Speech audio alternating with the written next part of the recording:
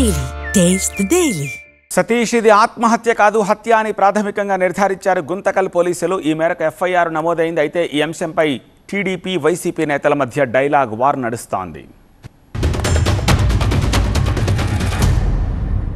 చంద్రబాబు గారి ప్రభుత్వం పన్నినటువంటి కుట్రకు ఈనాడు ఒక అమాయకుడైనటువంటి, ఒక సౌమ్యుడైన, ఒక నిజాయితీపరుడైనటువంటి పోలీసు అధికారి ఆత్మహత్యకు పాల్పడినాడు. ఈ ఆత్మహత్య ప్రభుత్వ హత్య తప్ప మరొకటి కాదు.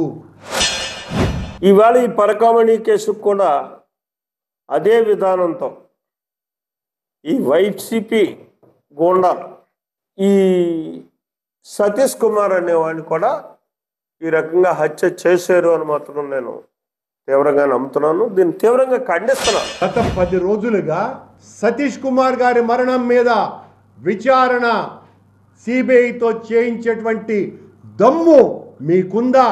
వెంటనే విచారణ చేయించండి. దీని మీద నేను ప్రభుత్వాన్ని డిమాండ్ చేస్తున్నాను. ఇవాళ ఈ సతీష్ కుమార్ హత్య మీద మాత్రం నిగ్గు తేల్చాల్సినటువంటి అవసరం, బాధ్యత ఈ ప్రభుత్వానికి ఉంది.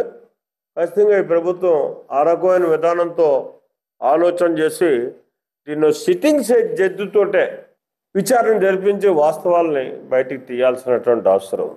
ఇవాళ ఉన్నటువంటి టెక్నాలజీలో వెళ్ళే తప్పించుకోవడానికి వీలుండదు. మనలో చిత్తశుద్ధి ఉండి దీన్ని పరిశీలన చేయగలిగితే మాత్రం ఖచ్చితంగా దొంగలందరూ బయటకు వస్తారు.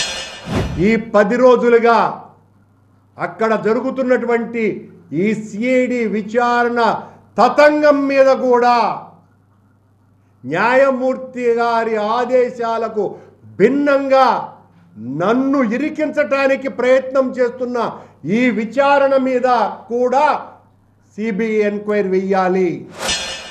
ఈ హత్య కూడా తాడేపల్లి ప్యాలెస్ వరకు సంబంధం ఉన్నదన్నదే నా నమ్మకం.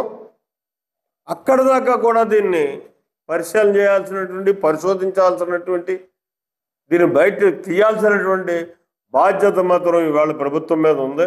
ఇక్కడ ఎక్కడా మొహమాటానికి పోవాల్సినటువంటి అవసరం లేదు. ఇది రాజకీయాలకు సంబంధం లేకుండా దీన్ని రాజీ లేనటువంటి విధానంలో ఇవాళ ఏదో అయితే రేపు ఏదో అయిపోద్దేమో, ఈ సింపతి రాజకీయాలు అయిపోతాయేమో అని చెప్పేసి ఆలోచించాల్సినటువంటి పని లేదు.